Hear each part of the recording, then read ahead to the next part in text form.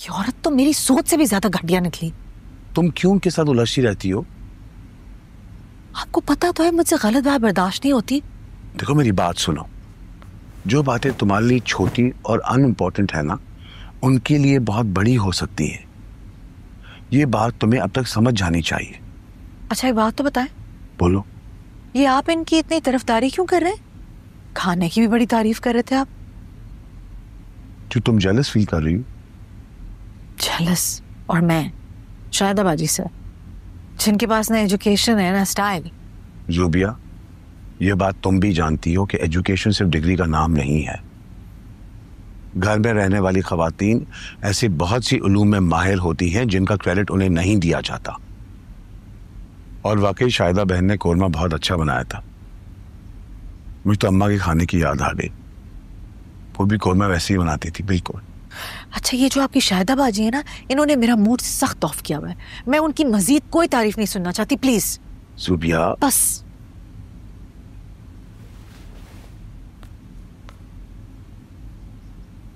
शर्मो हया को निकाल के इन्होंने किसी अलमारी में बंद कर दिया इन दोनों ने। और इनको शय दे रही है वो मैडम। क्या हुआ है? बस कुछ ना पूछें, बस ये समझ ले कि कैस का रिश्ता जो इस खानदान में किया है ना, हमारी बहुत बड़ी गलती हो गई है। ना शर्म है ना लिहाज। कुछ बताओगी भी या पहेलियां बुझवाती रहोगी? भाई मैं किचन में जा रही थी ना,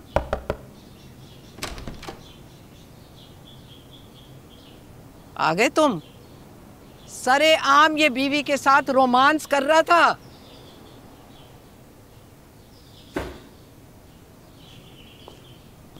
मैंने ऐसी कौन सी मायूब बात कर दी है अम्मी? अब बीवी के साथ साथ सास की सपोर्ट मिल गई है तुम्हें। कभी देखा तो अपने भाइयों को यूं बीवियों के साथ जुड़ के बैठे हुए हैं? भाई कुछ बड़ों का अदब होता था, कुछ लिहाज होता था। इन लोगों ने तो ये सारा अदब लिहाज सब खत्म कर दिया। बीवी के साथ बैठना या हंसी मजाक करना गुनाह नहीं है अम्मी। और भाई इसलिए कुछ ऐसा नहीं कर सकते थे, वहां पर लोगों का हजूम था, किसी की कोई प्राइवेसी नहीं थी। मैं छोटा था मगर मुझे अभी याद है जब हमीद भाई निगत भाभी के लिए खाने पीने की चीज़ें छुपा कर अपने कमरे में लेकर जाते थे।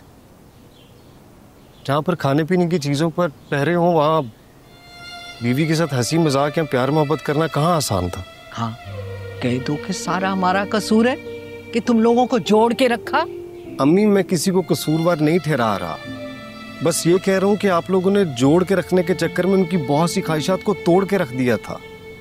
वो ख्वाहिशात जो उनकी जायज थी, जो उनका हक था। खैर मैं आप लोगों से सॉरी करने के लिए आया था। मुझे और लैला को एहतियात करनी चाहिए थी। आप बड़े हैं और हमें आपके मिजाज को समझ कर चलना चाहिए। शायद तुमने तो खार मुखा बात का बतंगड़ बना दिया। भाई ये उनका घर है, हम यहाँ पर मेहमान हैं इनके। अब जी आप लोग मेहमान नहीं है, ये आपका घर। ये तो तुम्हारी मेहरबानी है कि तुम ऐसा कह रहे हो। मैं ऐसा कह नहीं रहा, बल्कि ऐसा समझता हूँ।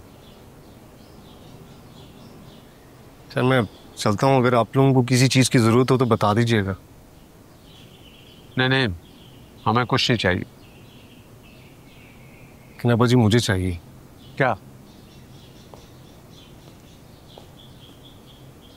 जी मुझे आप लोगों का साथ चाहिए।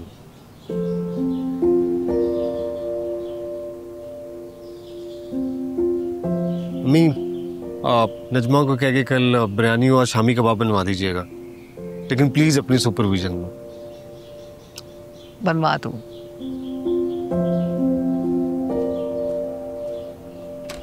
कुछ भी हो, बेटा तो मेरा है ना। समझ गया कि माँ को बात पसंद नहीं आई, वरना बीवी ने कोई कसर नहीं छोड़ी थी इसको बिगाड़ने में। देखो शायद जो कैस कह कर गया ना, वो गलत नहीं।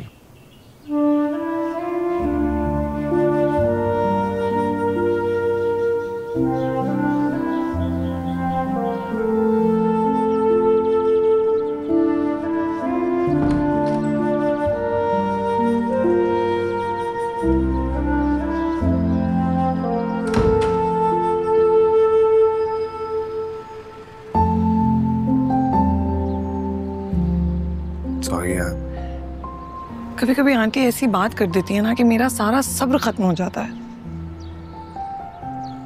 रम्मी की तरफ से मैं माफी मांगता हूँ। अब तो मुझे शर्मिंदा कर रहे हो। कैसे आंटी ऐसी बातें क्यों करती हैं कि मैं। अच्छा लैला बैठो। लैला, मेरे वालिदैन का ताल्लुक उस जनरेशन से है जब औरतें अपने शौहरों का नाम तक नहीं लिया करती थी। बुजुर्गों की मौजूदगी में हाथ पकड़ना तो दूर की बात, मियाँ बीवी पास भी नहीं बैठा करते थे। क्या दौर था ना, शायद इसीलिए उन्हें सब नया और अजीब लग रहा है। मैं समझती हूँ गैस, लेकिन मैं भी इंसान हूँ, दिल बुरा हो जाता है। बहुत कोशिश करती हूँ कंट्रोल करने की, खुद को समझाती हूँ, सिखाती हूँ, लेकिन बस किसी ना किसी बात पर मेरा कंट्रोल खत्म हो जाता है। फाइन हो, लेकिन मैं हूं ना तुम्हें संभालने के लिए। और अभी तुम्ही ने तो कहा था क्या? कि मोहब्बत इतनी भी कमजोर नहीं होती कि जरा सा झटका बर्दाश्त ना कर सके। सो हमें अपनी मोहब्बत को ऐसे झटकों से बचा कर संभाल कर कायम रखना है। गुड।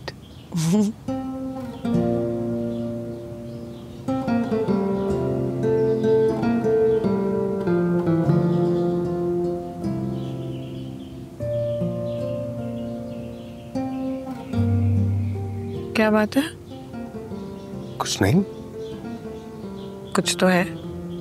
तुम मुझसे कुछ छुपा रहे हो?